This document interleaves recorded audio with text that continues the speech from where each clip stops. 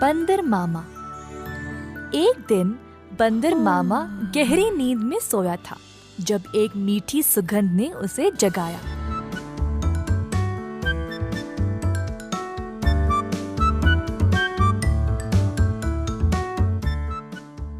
अपनी टोपी और जूते पहनकर बाहर निकल पड़ा खुशबू सूंघते सूंघते। बंदर मामा ने देखा कि ये सुगंध एक मिठाई की दुकान से आ रही थी। अंदर गया तो उसने कई प्रकार के मिठाइयों को देखा। एक लड्डू को देखकर बंदर के मुंह में पानी आ गया। जैसे ही बंदर लड्डू को उठाने गया, दुकान की मालकिन भालू ने बंदर का हाथ पकड़ के रोक दिया। बंदर भालू की ओर देखकर डर गया, तुरंत पीछे मुड़कर रोते रोते घर वापस भाग गया। टोपी और जूते को निकाल फेंक के निराश बैठा रहा कि मिठाई खाने को नहीं मिली। भालू काफी आलसी थी। जब उसने देखा कि बंदर उसकी मिठाइयों की सुगंध को सूंघ कर आया, उसके दिमाग में एक विचार आया। भालू अपने दुकान में मिठाई संवारने के लिए बहुत आलसी थी, तो उसने सोचा कि वह सारे जानवरों को मिठाई की सुगंध से आकर्षित करके उन सब से सारा काम करवाएगी। अगले दिन भालू जानबूझ के मिठाई हाथ में लिए सड़क पर चलने लगी। मिठाइयों की सुगंध से सब जानवरों को आकर्षित करे, यही थी उसकी योजना।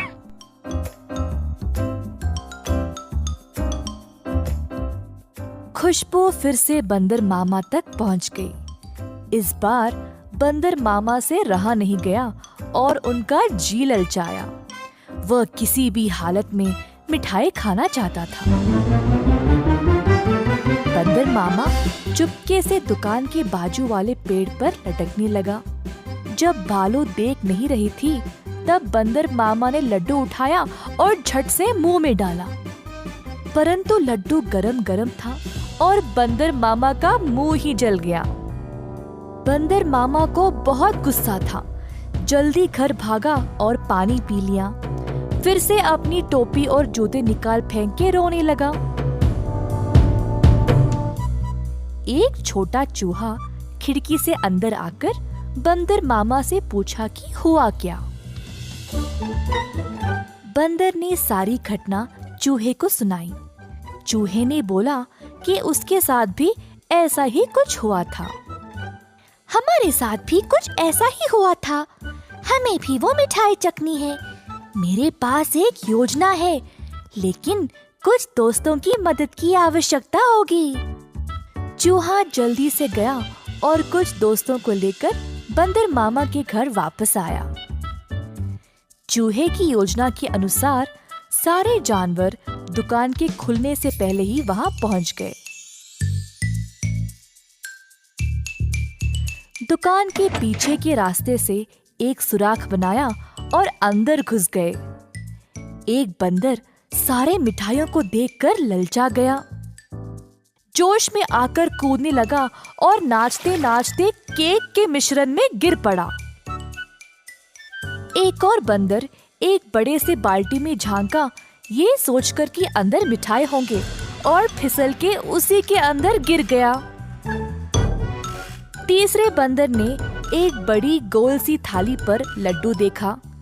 थाली की ओर दौड़ा और लड्डू खाने की कोशिश की, परंतु थाली गोल गोल घूमने लगी। बंदर लड्डू के पीछे भागता रहा और थाली रुकने का नाम ही नहीं ले रही थी।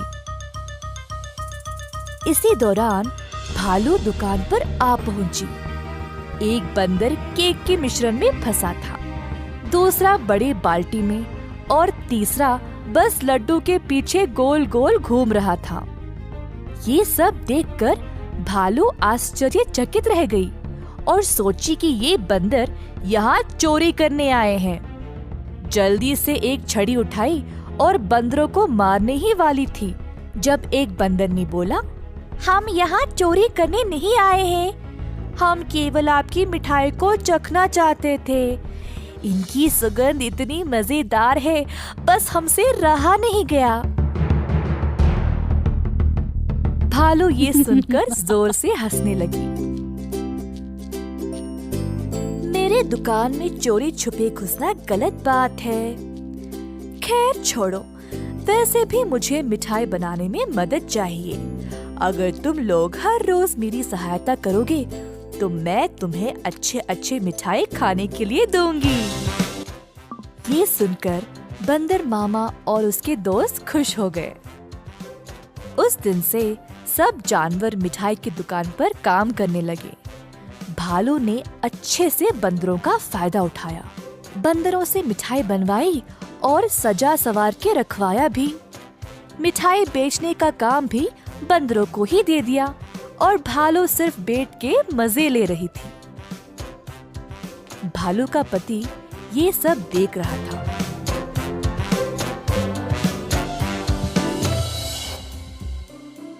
तुम तो रोज इतना काम करती हो, परंतु आज आराम से बैठकर मिठाई खा रही हो।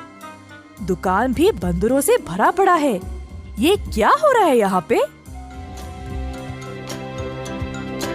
बंदरों ने मेरा काम आसान कर दिया है। वे खुशी खुशी सारा काम कर रहे हैं और बदले में मुझे ज्यादा कुछ देने की आवश्यकता भी नहीं। बस दिन में एक एक मिठाई देके काम चला रही हूँ।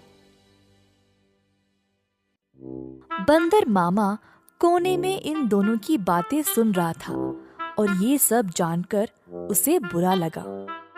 बंदर को एहसास हुआ कि भालू उसका और उसके दोस्तों का इस्तेमाल कर रही थी। बंदर मामा आगे आया और बोला, भालू जी, हमें आपकी मिठाई बहुत ही ज्यादा पसंद है, परंतु आप हमारी इस कमजोरी का फायदा नहीं उठा सकती। ऐसे स्वार्थी बनके किसी को इस्तेमाल करना गलत बात है। आपको दिखता नहीं हम सब यहाँ कितना मेहनत कर रहे हैं। अंत में भालू को अपनी गलती का एहसास हुआ और सुधार लाना चाहा। उस दिन से भालू और उसका पति दोनों दुकान पर जाकर बंदरों का हाथ बटाने लगे और सही पगार भी देने लगे। बंदर मामा खुश था कि भालू ने उसकी बात मानी और अपने व्यवहार को बदल डाला।